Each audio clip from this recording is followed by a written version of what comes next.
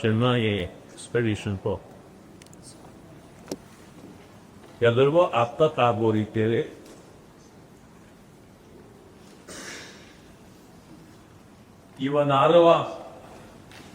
ಇವನಾರವ ಕಣ್ಣಂದಿರಯ್ಯ ಇವ ನಮ್ಮವ ಇವ ಅಮ್ಮ ನಮ್ಮವ ಇವ ಬಸವಣ್ಣನವರ ವಚನ ಹಿಂದೆ ಈಗ ಹಾಡು ಆಗುವಾಗಿ ಕೇಳಿ ಗ್ರಾಮಸ್ಥರು ಇರ್ತೀವಿ ಒಂದು 20-25 ವರ್ಷಗಳಿದೆ ಅದೊಂದು ತೇಜ ಅದನ್ನ ಹಾಕ್ಬಿಟ್ಟು ಅದೊಂದು ಮುಳ್ಳು ಬರ್ತೀವಿ ಅದನ್ನು ಚುಚ್ಚಿಬಿಟ್ಟು ಇಟ್ಟು ತೆಗೆಸ್ಬಿಟ್ರೆ ಅದು ಹಾಕ್ತಾ ಇರೋದು ಆ ಪ್ಲೇಟ್ ಸೌದೋಗ್ಬಿಟ್ರೆ ಅವನಾರವ ಅಂತಾನೆ ಇರೋದೇ ಹೊತ್ತು ಅವನಮ್ಮವ ಬೆಳೆಯಲಿಲ್ಲ ಆ ಪ್ಲೇಟ್ ತರ ಈ ಸಮಾಜ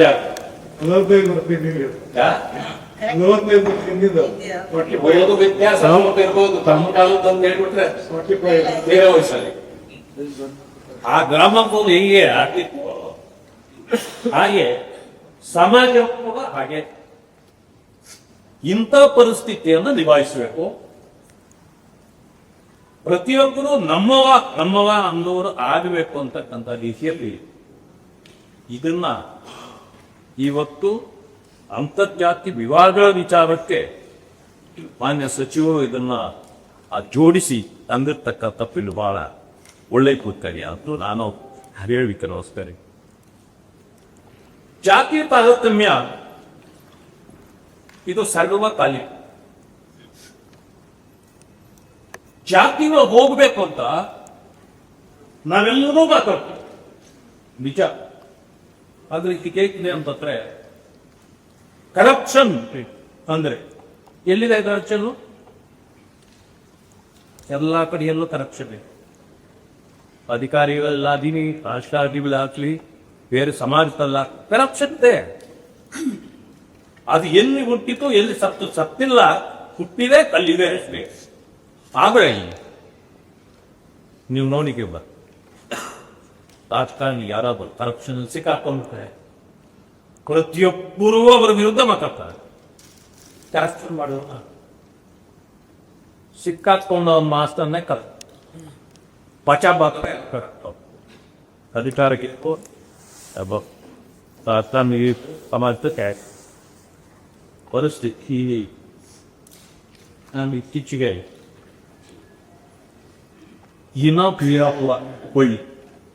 ಹೋಗಿ ನಮ್ಮ ಪಾಠಕ್ಕೆ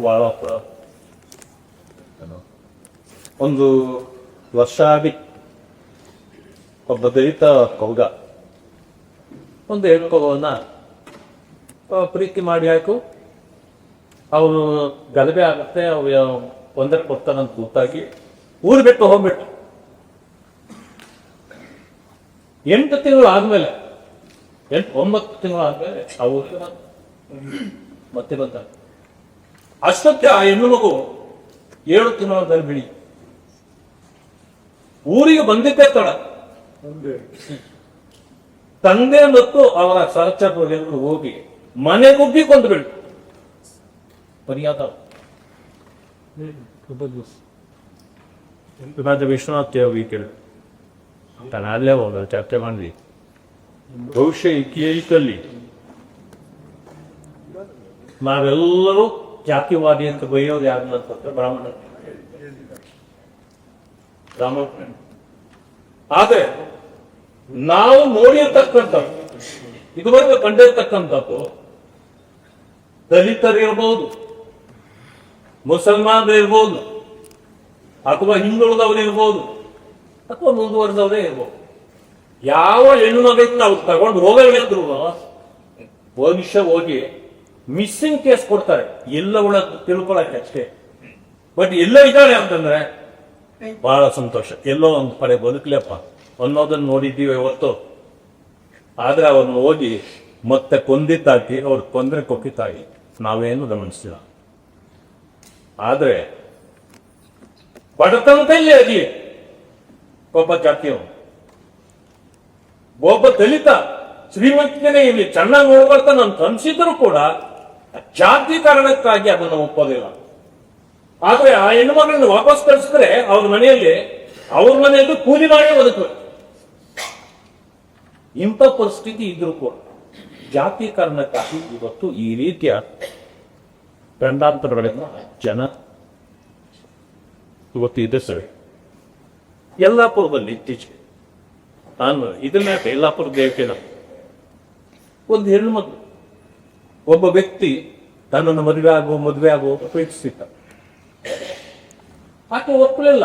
ಯಾಕಂತಂದ್ರೆ ಪ್ರೀತಿ ಮಾಡುವಂತ ನಡೆಸ್ಕೊಳ್ಳೋದಲ್ಲ, ಅಥವಾ ನೀವು ಒಬ್ಬನೇ ಪ್ರೀತಿ ಬಂದ್ರೆ ಮತ್ತೊಬ್ಬರಿಗೆ ನಿನ್ನ ಮೇಲೆ ಪ್ರೀತಿ ಬರಬೇಕು.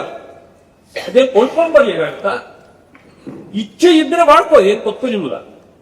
ಇಚ್ಛೆ ಇಲ್ಲದಾಗ ಅವನ್ನೇ ಒಪ್ಪಿಕೊಂಡ್ರು. ಇದಂತ ಅಮಾನವೀಯ. ಇಂಥವನ್ನು ಕೂಡ ಇಟ್ಟ ಅಂತ ಪರಿಸ್ಥಿತಿಗಳು ಸಮಾಜ. ನಾನು ಇದನ್ನ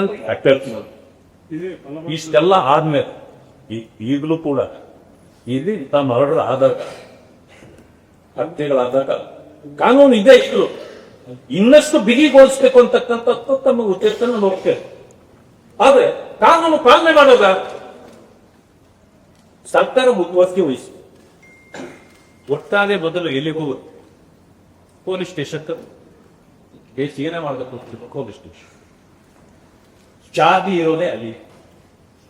ಹೋದ ತಕ್ಷಣ ಯಾವ ವ್ಯಕ್ತಿ ಬಂದಿದ್ದಾನೆ ಅಥವಾ ಯಾವ ಹೆಣ್ಣು ಮಗಳು ಯಾವ ಜಾತಿ, ಇವಾಗ ಗಂಡು ಯಾವ ಜಾತಿ, ನನ್ನ ಜಾತಿಗೆ ಸಂಬಂಧಪಟ್ಟಿದ್ರೆ ಅಲ್ಲೇ ತಾಗುತ್ತಾರೆ, ಅಲ್ಲೇ ಸ್ಟಾರ್ಟ್ ಆಗುತ್ತೆ. ಕೊಲೆಗಳು ಆಗಬಹುದು, ಕಾರಣವೂ ಕೂಡ ಅಲ್ಲಿಂದ ಉದ್ಭವ. ಸಮಸ್ಯೆಗಳ ಪರಿಹಾರ ಆಗೋದ್ರ ಬದಲು ಸಮಸ್ಯೆಗಳ ಉದ್ಭವ ಅಲ್ಲಿಂದಲೇ ಸ್ಟಾರ್ಟ್. ನಾವೀಗ ನೋಡ್ತಾ ಬಂದಿದ್ದೇವೆ. ಆದ್ರಿಂದಾಗಿ ಅಟ್ರಾಸಿಟಿ ಕೇಸ್ ಏನಾಗಿದೆ, ಈಗ ಅಟ್ರಾಸಿಟಿ ಕೇಸ್ಗಳಿದೆ. ಜಾತಿ ತಾರತಮ್ಯ ಅರಿವು ಮಾಡಬಾರ್ದು, ಜಾತಿ ನಿಂದನೆಗಳು ಮಾಡಬಾರ್ದು. ಆದ್ರೆ ಅಲ್ಲಿ ಕುಳಿತಿರ್ತಕ್ಕಂಥವನು ನ್ಯಾಯ ಕೊಡಬೇಕಾದವನಲ್ಲಿ ಆ ಪ್ರಜ್ಞೆ ಇದ್ರೆ, ಕಾನೂನು ಪಾಲಿಸ್ಬೇಕು ಅಂತಿದ್ರೆ ಸತತವಾಗಿ ನೋಡಿ. ಇಲ್ಲ ಅಂತಂದ್ರೆ ಯಾರು ಜೈಲು ಪಕ್ಕ ಮನೆಗೆ ಹೋಗ್ತಾರೆ, ಮನೆ ಸೇಕು ಅಂತ ಇಂಥ ಪರಿಸ್ಥಿತಿ ಇರುವಂತ ಹಾಳು ಹೀಗಾಗಿ ಇದೆಲ್ಲಕ್ಕಿಂತ ಮಿಗಿಲಾಗಿ ನಾನು ಸ್ವಾಮೀಜಿಗಳನ್ನ ದ್ವೇಷ ಮಾಡಲು ನಾನೊಂದು ಜಾತಿ ಹೋಗಿದೆ, ಮತ್ತೊಬ್ಬರು ಬೇರೆ ಜಾತಿಯಲ್ಲಿ ಹೋಗ್ತಾರೆ. ಯಾಕೆ ನಾನು ಜಾತಿ ರೀತಿಯಲ್ಲಿ ಹುಟ್ಟೋದು ನನ್ನ ಕೈಯಲ್ಲಿ ಇರಲಿಲ್ಲ. ಸಮಾಜದಲ್ಲಿ ನಾನು ಹುಟ್ಟಿದ ಮೇಲೆ ನನಗೆ ಗೊತ್ತಾಯ್ತು ಇಲ್ಲಿ ಜಾತಿ ಇದೆ. ಅದಕ್ಕೆ ನಾನು ನನ್ನ ಒಂದು ಜಾಸ್ತಿ ಪಾಟೀಲ್ ಒಂದು ಜಾತಿ, ವಿಶ್ವನಾಥ ಒಂದು ಜಾತಿ, ಇಲ್ಲೇಕೆ ತಾವು ಇದರ ಮಧ್ಯದಲ್ಲಿ ಈಗ ನಾವು ಇದು ಭಾಷಣ ಮಾಡೋದಿಲ್ಲಿ ನಮ್ಮವ ಹೇಳು ಯಾವಾಗ ಹೇಳೋದು. ಜಾತಿಗೊಂದು ಸ್ವಾಮೀಜಿ, ಜಾತಿಗೊಂದು ಗುರು,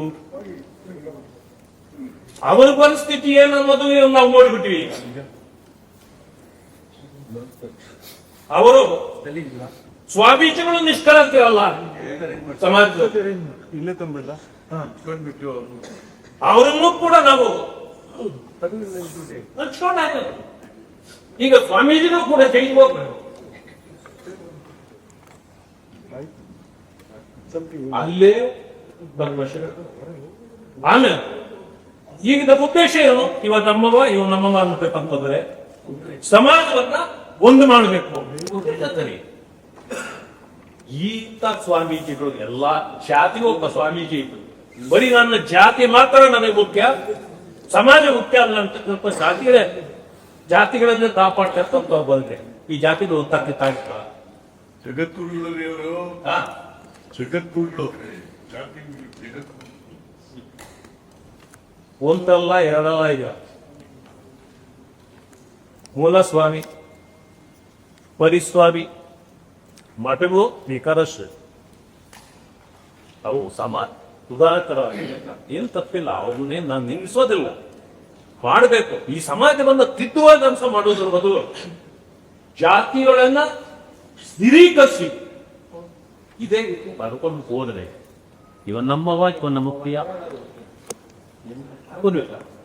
ಅದ್ರ ನಂಬಿಕೆ ನಾನು ಹೇಳ್ತ ಸರ್ಕಾರ ಓದೋದು ಬೆಳೆದಿದೆ ಸರ್ಕಾರ ನಿಮ್ಮದಿರ್ಬೋದು ನಮ್ಮದಿರ್ಬೋದು ಇನ್ನೊಬ್ಬದಿರ್ಬೋದು ಯಾಕೆಂದರೆ ಇದೀಗ ಎಕ್ಸೈಸ್ ಪಾಸ್ ಈಗ ಸರ್ಕಾರ ಮದ್ಯಪಾನ ಮಾಡಬಾರ್ದಂತ ಎಲ್ಲ ಹೇಳ್ತದ ಮದ್ಯಪಾನ ಸಂಯಮ ಮಂಡಳಿ ಇದೆ ಏನಕ್ಕೆ ಮದ್ಯಪಾನ ಹಾನಿಕರ ಮಾಡಬಾರದು ಅಂತ ಹೇಳ್ತೇವೆ ನಾವು ಇಷ್ಟೇ ಈ ತಿಂಗಳಲ್ಲಿ ಆಗ್ಬೇಕು ಎಕ್ಸೈಸ್ ಇಂದ ಇಷ್ಟೇ ಹಣ ಬರಬೇಕು ಅಂದ್ರೆ ನ್ಯೂನತೆಗಳು ಅಲ್ಲಿ ಇವೆ. ನಾನು ಹೇಳೋದು ಇದು ಆ ರೀತಿ ಆಗ್ಬಾರ್ದು. ಇಲ್ಲಿ ಒಂದು ಫ್ಯಾಕ್ಟ್ ತರೋದು ಇಲ್ಲಿ ಪಾಸ್ ಮಾಡೋದು ಮತ್ ಇನ್ನೊಂದು ಕಡೆಯಿಂದ ಮತ್ ಅದೇ ಬೆಳೀತಾ ಇದ್ರೆ ಇದಕ್ಕೆ ಏನೇನೋ ಮಾನ್ಯತೆ ಇರೋದಿಲ್ಲ. ಅದಕ್ಕೆ ನಾವು ಸಚಿವರು ಮನವಿ ಮಾಡೋಣ. ಕಾನೂನುಗಳು ಎಲ್ಲಕ್ಕೂ ಇವೆ, ಇದೇನು ಹೊಸ ಕಾನೂನು ಅಲ್ಲ ಇದು. ಆದ್ರೆ ಕಾನೂನು ಪಾಲನೆ ಆಗಬೇಕಂತಂದ್ರೆ ಏನು ಕಠಿಣವಾದ ನಿರ್ಧಾರಗಳನ್ನ ಸರ್ಕಾರ ತೆಗೆದುಕೊಳ್ಬೇಕು ಅನ್ನೋದನ್ನ ಅದು ತೀವ್ರವಾಗಿ ಗಮನಿಸಬೇಕು. ಮೊನ್ನೆ ಶಿವಕುಮಾರ್ ಅವರು ಹೇಳ ಜಾತಿ ವಿಚಾಪೋಯ್ತು ಯಾವ್ಯಾವ ರೀತಿಯ ಅದಕ್ಕೆ ವಿಶ್ವನಾಥ ಹೇಳ್ತು ಅವ್ರ ಊರಲ್ಲಿ ಅವ್ರ ದೇವ್ರ ಮುಖಾದಿ ನೋಡಿಲ್ಲ, ನಾವು ನೋಡಿಲ್ಲ. ಯಾವ ರೀತಿ ಸಮಾಜದಲ್ಲಿ ನನ್ನನ್ನು ಪ್ರೀತಿ ಮಾಡ್ತಾರೆ ಬಹಳ ಅಂತಕ್ಕಂಥವರೇ ಹಿಂದೆಯಿಂದ ದ್ವೇಷ ಮಾಡಿಕೊಂಡು ನಾನು ಕಂಡಿದ್ದೆ. ಅಷ್ಟೇ ನನ್ನ ಊರಲ್ಲಿ ನಾನು ಬಹಳ ಕಡೆ ಹೇಳಿದ್ದೇನೆ, ನನ್ನ ಊರಲ್ಲಿ ನಾನು ಯಾರ ಜೊತೆಯಲ್ಲಿ ಬೆಳಗಿಂದ ಸಂಜೆವರೆಗೂ ಶಾಲಾ ಕಾಲೇಜ್ಗಳಲ್ಲಿ ಓದ್ತಿದ್ದೆ, ಬರೀತಿದ್ದೆ, ಅವ್ರ ಜೊತೆಯಲ್ಲಿ ಆಟ ಆಡ್ತಿದ್ದೆ ಅಂತವರೇ.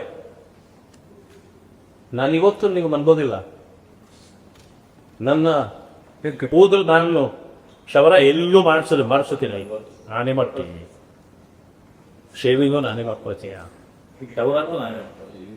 ಯಾಕೆಂದ್ರೆ ನನಗಾದ ಅನುಭವ ಅದು ನೋವಿನ ಸಂಗತಿ. ಬೇರೆಯವರಿಗದು ಈಗ ಅಂತ ಅದೇನಲ್ಲ. ನಾನು ಹೇಳ್ತೇನೆ, ನನ್ನ ತಂದೆಯವರು ನಾನು ಚಿಕ್ಕವನು ಇರ್ಬೇಕಾಗ್ತದೆ, ಅವ್ರಿಗೂ ಕೂಡ ಕಟಿಂಗ್ ಮಾಡಕ್ಕೆ ಯಾರು ಗೊತ್ತಾಗಿಲ್ಲ. ಆದ್ರೆ ನಮ್ಮ ಸಮಾಜದಲ್ಲಿ ಒಬ್ರು ಮಾಡೋರು ಅಂತ ಇರ್ತಾರೆ, ಅವ್ರು ಯಾವ 6 ತಿಂಗಳಿಗೆ ಒಂದ್ಸಾರಿ ಬರ್ತಾರೆ. ಅಷ್ಟೊತ್ತಿಗೆ ಎಲ್ಲರೂ ಕಾಡು ಮನುಷ್ಯರ ತರ ಇರ್ತಾರೆ. ಅವ್ರು ಬಂದಾಗ ಒಂದು ತಿಂಗಳಿಗೆ ಅವ್ರು ಸ್ವಲ್ಪ ಮನುಷ್ಯರಾಗ್ತಾರೆ. ಯಾಕಂದ್ರೆ ಕತ್ತರಿಸಿ ಓದಿರ್ತಾರೆ. ನಾನು ಕತ್ತರಿಸೋದು ಇದ್ರ ಕತ್ತರಿಸೋದ ಇಷ್ಟ ಬಂದಂಗೆ ಕತ್ತರಿಸು. ನಮ್ಮ ತಂದೆ ಏನ್ ಮಾಡ್ತಿದ್ರು, ನಾವು ಶಾಲೆಗೆ ಹೋಗಿ ಕತ್ತಾರೆ 2, 3, 4 ಕಾತು ಒಂದು ಕೂಡಿ ಅಂತ ಅದನ್ನ ತಲೆ ಮೇಲೆ ಇಟ್ಟು ಸುತ್ತಲೂ ಕಟ್ ಮಾಡಿಬಿಡೋದು. ಅಷ್ಟೇ ಮಾಡ್ಬಿಟ್ಟು ಬಿಟ್ಬಿಟ್ಟು ಈ ರೀತಿ ಬರ್ತೀವಿ. ಅದಾದ್ಮೇಲೆ 8ನೇ ತರಗತಿಗೆ ಬಂದೆ. ನಾನು ಒಂದತ್ರ ಹೋಗಿ ನನಗೆ ಕಟಿಂಗ್ ಮಾಡ್ಬೇಕು ಅಂತ ಕೇಳು. ಅವನು ಗೊತ್ತಾಯ್ತು ನನ್ನ ಜಾತಿ ಯಾವುದು ಅಂತ. ಇಮಿಡಿಯೇಟ್ ಅವ್ನು ಮಾಡೋದಿಲ್ಲ. ಅದು ಬೇರೆಯವ್ರು ಯಾರು ಅವ್ರು ಕೂಡ ನನ್ನ ಬೈದು ಏರಿಯಾ ಇಂಥವು ಇಲ್ಲಿ ಕಟಿಂಗ್ ಮಾಡ್ತಾರೆ ಇಲ್ಲದೀಗ. ನನಗೆ ಬಹಳ ನೋವಾಗಿದೆ, ಬೇಯಿಸ್ಬೇಕು ಬಂದ್ಬಿಟ್ಟೆ. ತುಂಬಾ ದಿವಸ ಆಗಿ ಬಿಟ್ಟಿದೆ, ಸಾಯಿಬಾಬಾ ಬಿಡ್ತಾರಲ್ವ ಹಾಗಿತ್ತು. ಕ್ರಮೇಣ ನನಗೂ ಒಂದು ಅನಿಸ್ತು, ತೀರ್ಮಾನ ಮಾಡಿದೆ, ಇವತ್ತಿಂದ ನಾನು ಎಲ್ಲೂ ಕೂಡ ಹೋಗಿ ಕ್ಷೌರ ಮಾಡ್ತೀನಿ ಕೇಳಬಾರ್ದು. ಆವತ್ತಿಂದ ನಾನು ಪ್ರಾಕ್ಟೀಸ್ ಮಾಡ್ಕೊಂಡು ನನ್ನ ಪಾಠ ನಾನು ಇವತ್ತು ಮಾಡ್ಕೊಂಡು ಹೋಗ್ತೀನಿ. ಅದರಿಂದ ನನಗೆ ಆದಾಯ ಅಲ್ಲ, ಅದು ನನ್ನ ಸ್ವಾಭಿಮಾನಕ್ಕೆ ಧಕ್ಕೆ ಆದಾಗ ನಾನು ತೆಗೆದುಕೊಂಡ ತೀರ್ಮಾನ. ಇವತ್ತು ಅನೇಕ ಸಂದರ್ಭಗಳಲ್ಲಿ ಜನ ಈ ರೀತಿ ಬದುಕ್ತಾ ಇತ್ತು.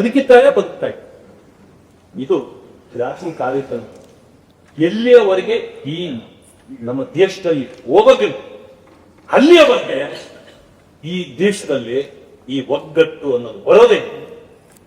ಅದಕ್ಕೆ ಬಸವಣ್ಣನವ್ರು ಏನ್ ಹೇಳ್ತು, ಅವನ ಆರವ ಅನ್ನದಿವೆಯ ಅವ ನಮ್ಮ ವಾಕ್ತಯ. ಅಲ್ಲಿಗೆ ನಾವಿವಾಗ ಯಾರು ಅನ್ನೋದನ್ನ ಬಿಟ್ಟು ನಮ್ಮವ ಅನ್ನೋದಕ್ಕೆ ತೀರ್ಮಾನಕ್ಕೆ ತಾವು ಬಂದಿದ್ದೀವಿ. ಸಮಾಜ ಬರಬೇಕು.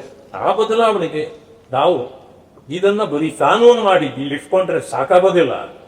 ಅಲ್ಲಿ ಪಾಲನೆ ಮಾಡೋದ ಅಲ್ಲಿ ಬದಲಾವಣೆ ಬರುವಂಥದ್ದು ಸಮಾಜಕ್ಕೆ ಒಂದು ಒಳ್ಳೆ ಮೆಸೇಜ್ ಅನ್ನ ಸರ್ಕಾರಗಳು ಕೊಡಬೇಕು ಅಂತೇಳಿ ನನ್ನ ತಪ್ಪನೆ.